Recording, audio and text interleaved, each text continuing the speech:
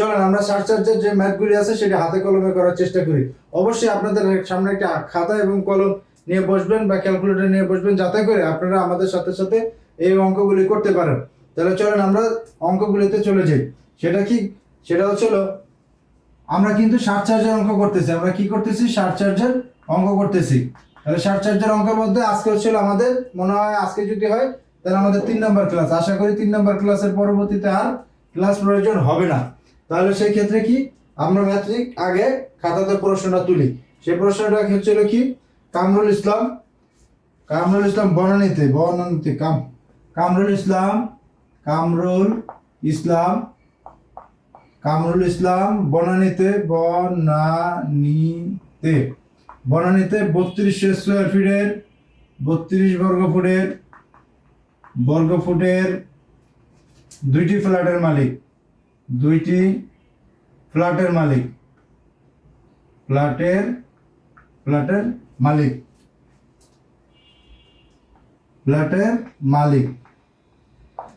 যার মূল্য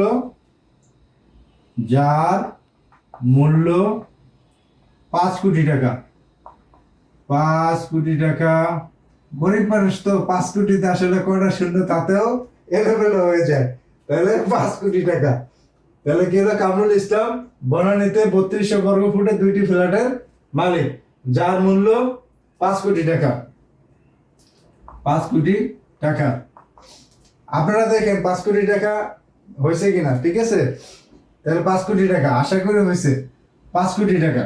এবং 2024-25 অর্থ বছরে 2024-2025 আয় বর্ষে তার মোট করযোগ্য আয় বর্ষে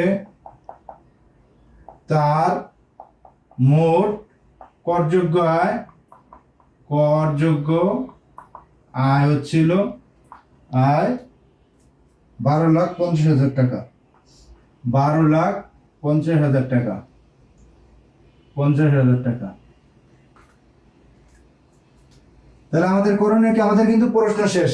আশা করি আপনারা খাতাতে তুলতে পারছেন বা এতক্ষণ যা বলছি সবগুলো স্পষ্টভাবে শুনতে পারছেন। সেটা কি? কামরুল ইসলাম বনানীতে 3200 স্কয়ার ফিটের দুইটি ফ্ল্যাটের মালিক, যার মূল্য 5 কোটি টাকা। এবং 2024 এবং 2025 আয় বর্ষে তার মোট করযোগ্য আয়ের পরিমাণ ছিল 12,50,000 টাকা। তাহলে আমাদের করণীয় কি দিবেন? যেহেতু এখানে 2024-25 আছেন, যেহেতু আয় বর্ষ, তাহলে অবশ্যই পরবর্তীতে আমাদের করণীয় ক্ষেত্রে যেটা দিবেন সেটা হচ্ছিল করণীয় 2000, যেহেতু 24-25 আছে, এখানে হলো 25-26। 2026 কর বর্ষে ক নম্বর প্রশ্ন কি দিবে? সেটা দিচ্ছে হচ্ছিল মোট কর দায় নির্ণয় করতে। মোট কর দায় নির্ণয় করো। খ নাম্বার কি লিখছে? সেটা হচ্ছিল সারচার্জ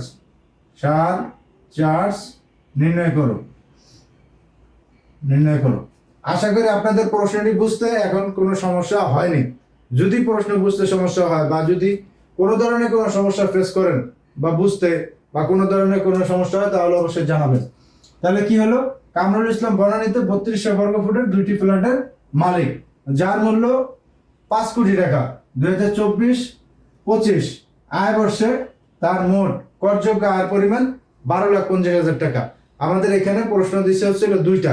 একটা হচ্ছিল তার মোট কর দায় যেটি আছে সেটি বের করতে হবে। 2 নম্বর যেটা আছে খ নম্বর প্রশ্ন, সেটা হলো সারচার্জ নির্ণয় করতে বলছে। তাহলে আমরা প্রথমে তার কি করতে হবে? মোট কর দায় নির্ণয় করতে হবে। তাহলে তার মোট কর দায় যদি নির্ণয় করতে চাই, তাহলে মোট কর দায় কত? মোট কর দায় হচ্ছিল তার, তাহলে আমরা কি করব? মোট কর দায় নির্ণয় করবো কিসের উপরে? এই 12,50,000 টাকার উপরে। আমরা কিন্তু ভুলেও 5 কোটি টাকার উপরে কর দায় নির্ণয় করতে যাব না। কেননা 5 কোটি টাকার উপরে যাব না? এই 5 কোটি টাকা কিন্তু তার করযোগ্য আয় না। আমাদের কিন্তু বইলেই দিছে প্রশ্ন 2024 এবং 2025 অর্থ বছরে বা আয় বর্ষে তার আয় হচ্ছিল 12,50,000 টাকা। তাহলে আমরা 5 কোটি টাকাতে যাব? যদি আমরা 5 কোটি টাকাতে যাই, তাহলে আমরা কি করব? অবশ্যই ম্যাথে ভুল করব। তাহলে আমরা কি করতে যাব? প্রথমে যে উত্তর যদি আমি দিতে যাই, তাহলে হচ্ছিল, ধরে এটা 1 নং প্রশ্নের উত্তর। এক নং প্রশ্নের উত্তর, এক নং প্রশ্নের উত্তর, প্রশ্নের উত্তর। আমি কি উত্তর এটা মুছলাম না, এই যে প্রশ্নটি আছে প্রশ্নটি বুঝলাম না। আপনারা যদি ধাপে ধাপে সাথে যুক্ত থাকেন তাহলে আর আশা করি সমস্যা হওয়ার কথা না। তাহলে আমরা এক নং প্রশ্নের উত্তরে কি লিখবো, এখানে লিখলাম ক।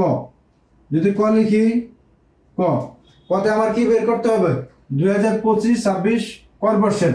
তাহলে 2025-26 কর বর্ষের যে স্ল্যাবটি আছে, আশা করি যারা আমার সাথে যুক্ত আছেন তারা অবশ্যই আপনাদের মনে আছে।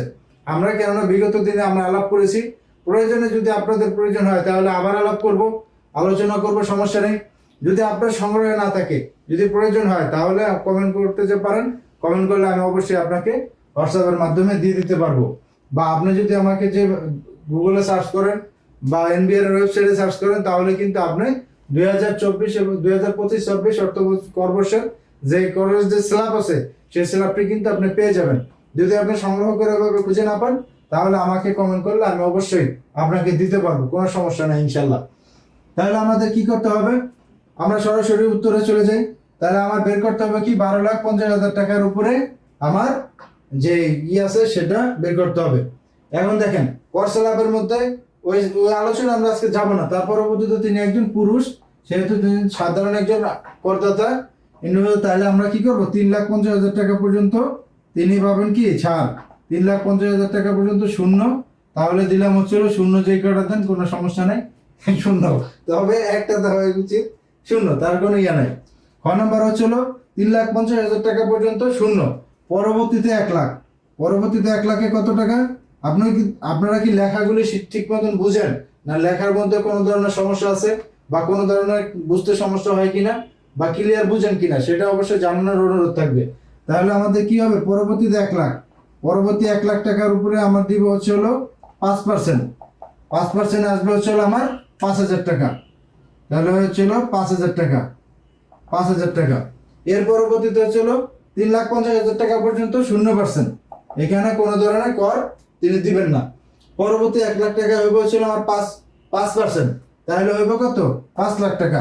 পরবর্তী 4 লাখ যে টাকা আছে, 4 লাখ টাকার উপরে দিবেন হচ্ছিল, 4 লাখ টাকার উপরে দিবেন হচ্ছিল 10%, হইলে কত, 40,000 টাকা, 40,000 টাকা। তাহলে আমার টাকা আসলো কত, 4 আর 1 5, 5 3 8, 8,50,000। তাহলে আমার টাকা কি থাকে, আরো টান থাকে, 8,50,000 হলে 12 লাখ, তাহলে আরো টান থাকে আমার 4 লাখ। তাহলে আমি আবারও লিখবো 4 লাখ টাকা গুণ হচ্ছিল পার্সেন্টেজ দিব হচ্ছিল এই পরবর্তীতে 4 লাখ যেটা, সেটা কিন্তু 15%, সেই 15% হচ্ছিল আমার পরবর্তীতে 4 লাখ টাকা 15%, 4 লাখ টাকা 15% হবে হচ্ছিল 4 লাখ 15% হচ্ছিল 60,000 টাকা। কত টাকা আসলো আমার, 60,000 টাকা। আমার কিন্তু মোটামুটি হিসাব যদি আপনি দেখেন, আপনি কিন্তু দুইভাবে যাচাই করতে পারেন। সেটা কি, দেখেন আমার ওইখানে হিসাব করতে হবে 12,50,000 টাকা তার যে মোট করযোগ্য আয় আছে, তার সেই মোট করযোগ্য আয়। তাহলে 3,50,000 টাকা পর্যন্ত তিনি পাবেন 0% ছাড়। এরপরে 1 লাখ টাকা, এরপরে 1 লাখ টাকা 5%, 4 লাখ টাকা 10%, আবার 4 লাখ টাকা 15%। এখন ওই যে 12,50,000 টাকা, আমার এখানে কি 12,50,000 টাকা হয়েছে কিনা সেটা আমরা একটু মিলে দেখেন।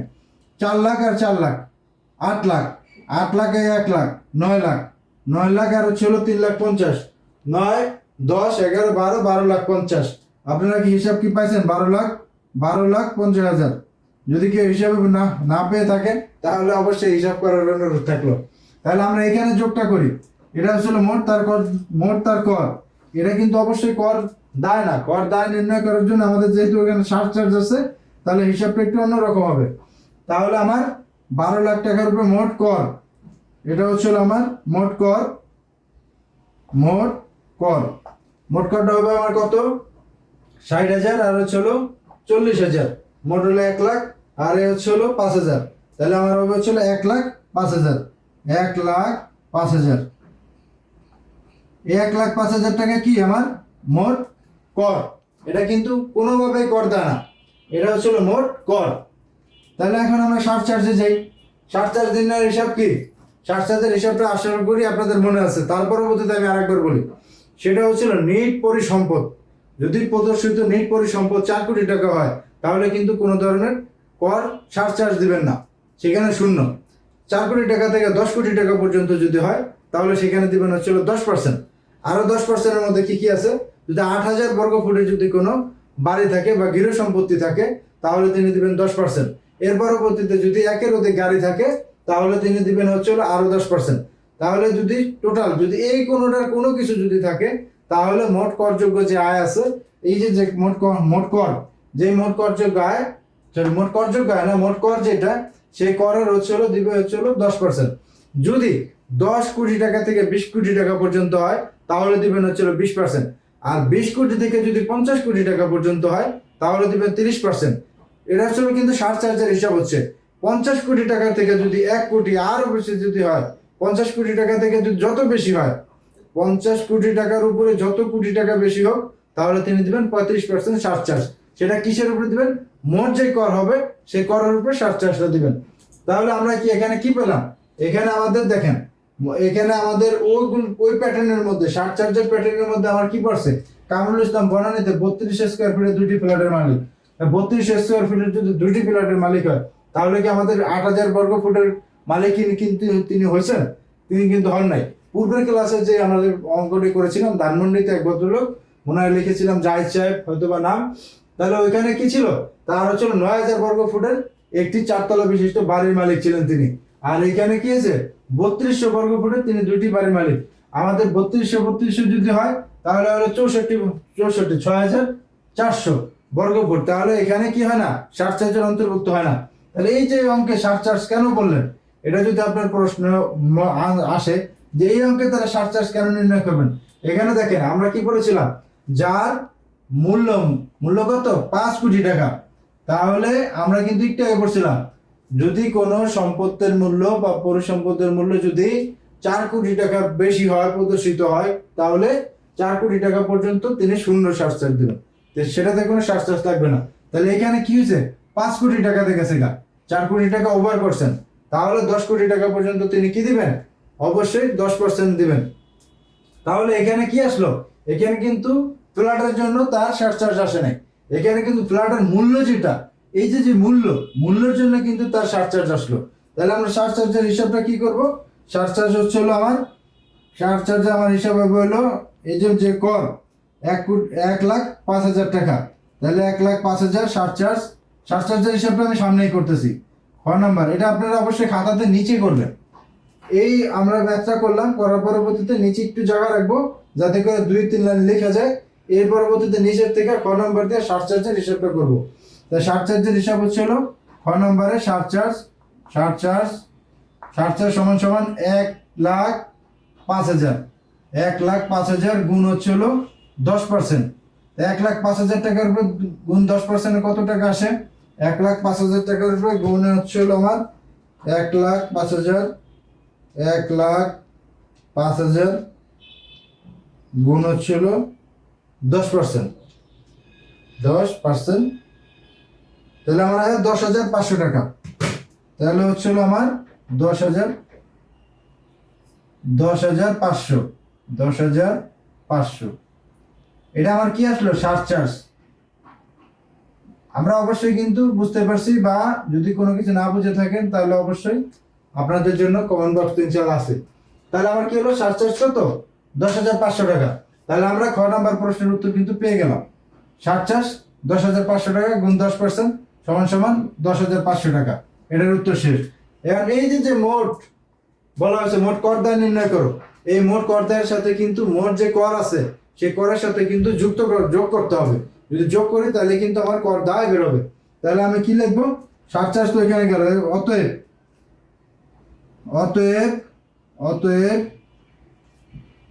মোট কর দায় আমার এখানে আছে কত, এখানে আছে হলো 1,05,000 টাকা। তাহলে 1,05,000 টাকা যোগ আমার যে সারচার্জ হলো, সেই সারচার্জ হলো কত, 10,500 টাকা। 10,500 টাকা এখানে টাকা দিতে হবে ভাই পুরা, আর নয়তো কিন্তু হবে না, সব কিন্তু টাকার হিসাব। তাহলে অতএব মোট কর দায় হচ্ছিল আমার 10,500 টাকা, আর এই যে সারচার্জ থেকে আসলো কত, 10,500 টাকা। তাহলে আমার এখন কর দায় বেরোবে কত, দুইটা যদি আমি যোগ করি তাহলে আমার বেরোবে হচ্ছে হলো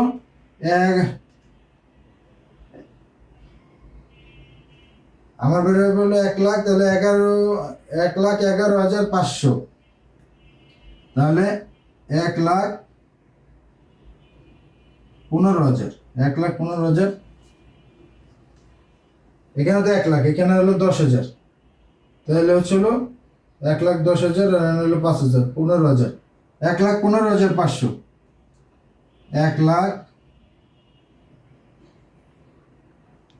1,15,000। আমার এখানে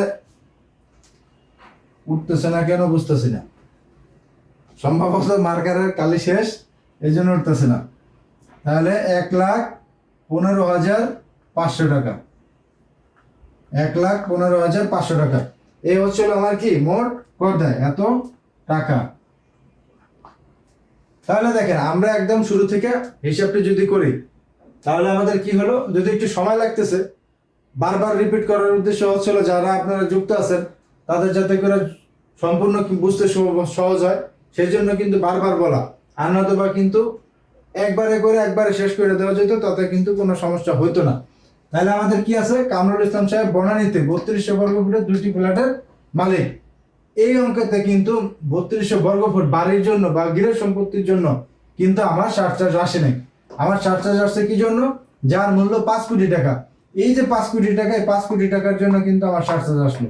2024-25 আয় বর্ষে তার মোট করযোগ্য আয়ের পরিমাণ হলো 12,50,000 টাকা। তাহলে আমার 2025-26 কর বর্ষে যে করের যে স্ল্যাব আছে সেই অনুযায়ী কি করব, আমি হিসাব করব। হিসাব করার পরবর্তীতে আমার কি আসলো, 1 নং প্রশ্ন উত্তর কতে 3,50,000 টাকা পর্যন্ত অব্যাহতি। এটা আপনারা সবাই জানেন স্ল্যাব অনুযায়ী। এখানে যদি কোনো মহিলা হইতো বা এখানে যদি কোনো মুক্তিযুদ্ধ হইতো, এখানে যদি কোনো নারী হইতো, এর পরবর্তীতে 65 বছরের বেশি হইতো, সেটা কি আছে সেটা আজকে আমরা যাব না, সেটা আমাদের পূর্বের ক্লাসগুলিতে আলোচনা হয়েছে। যদি আপনার প্রয়োজন হয় আপনারা পড়ে নেবেন, বা আমার থেকে যদি জানতে ইচ্ছা করে তাহলে আপনারা অবশ্যই কমেন্টে জানান।